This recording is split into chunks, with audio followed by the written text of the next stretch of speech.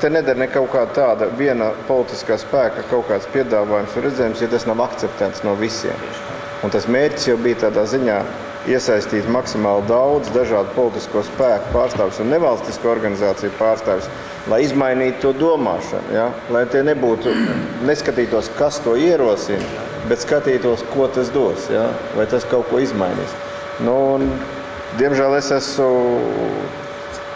skeptisks šobrīd, jo es saku, gads vai pusotri tiks noteikti pazaudēts atkal visai šai lietai, jo, nu, tā būtu tāda bijusi cerība, ka šo 4 gadu laikā, ja būtu Saeima strādājis, varbūt mēs tur to demogrāfijas jautājumu būtu spējuši arī izkustināt, jo dažas lietas mēs tomēr tur kaut vai šo te ģimeņu palīdzību pirmo reizi tām, kam nav bērnu, kur nevar ieņemt bērnus, lai valsts apmaksātu tomēr tām māmiņām vai tēviem. Starp citu, lielākā problēma ir tēviem, nevis ar māmiņām. Ja?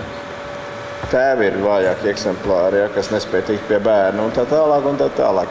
Mēs kaut kādas lietas iekustinājām, kas tika jau paņemtas tā kā dienas kārtībā konkrētās ministrijās, bet es domāju, ka tas tagad ir beidzies un pusotra gads ir tāds gads, periods, kura laikā jāmēģina droši vien visa veida dažādiem līdzekļiem, tai sabiedrībā par to runāt, iesaistīt visa veida autoritātes, uzrunāt jebkuru amatpersonu. Tiešām, tas ir vienīgais ceļš, es neredzu. Ja te paliek pie viena kāda politiskā spēka, laba vai slikta, visgodīgākā vai neko neizdarīs. Tur jāizmaina ir domāšana, un tā ir galvenā problēma šobrīd. Tā galvenā problēma. Es, piemēram, elementāra lieta, kur arī šobrīd nobeigsies, es domāju, nesākusies. Ja šobrīd katru likuma projektu Saeimā izskata, tad jābūt atzinumam, valdībā jāraksta speciāli jāizpilda sadaļa fiskālā ietekme. Tas ir, cik daudz naudas ir. Mēs Aboltiņas kundzei lūdzām un kolēģim, kas tur vēl bija. Prezidijam kā tādam, lai nosaka citu kārtību, ka bez fiskālā vēl būtu jābūt rakstīts, ka katru likuma projektu vēl izskata arī no demografiskā jautājuma. Tu atnāc uz valdību ar kaut kādu likumu, uz Saeimu ar kaut kādu likuma projektu, ka tev sadaļā demografiskais jautājums ir jābūt tad eksperta atzinumam. Tas nāks pa labu vai nāks pa sliktu, lai to varētu vērtēt. 2 lietas – nauda, pa labu vai pa sliktu, otrs – demografiskais aspekts. Diemžēl pa tādu lietu, kā anotācijā, lai būtu viegli atskaitīties sabiedrībai, pat anotācijā ierakstīt demografijas aspektu, nav izdevīgi, tas nav patīkami. Jo, saprotiet, tas tev pakļauj, tas pakļauj tev tādai pašcenzūrai milzīgai, jo katru tavu lēmumu uzreiz bija jāvērt arī no demografiskā aspekta. Un, redz, demogrāfija 3 sadaļas. Viena lieta ir dzimstība, otra lieta, protams, ir mirstība, gan bērnu, gan pieaugušo, un trešā ir imigrācija.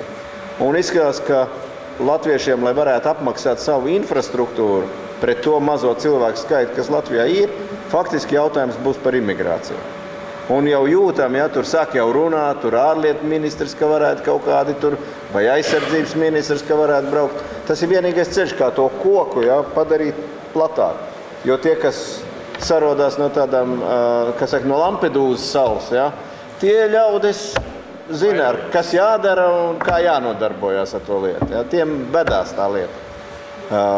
Bet padomājiet, cik būs jātērē tad enerģija, lai noturētu latviešu īpatsvaru un latvisku vidi. Un līdz ar to, ja mēs neesam gatavi veltīt paši sev spēku, enerģiju, prātu un naudu, tad būs jāvelta varbūt 3 reizes vairāk naudas priekš cilvēkiem nosacīt, sekot no Lampedūzas salas, lai viņi būtu tie jaunie latvieši. Ļoti bēdīgi.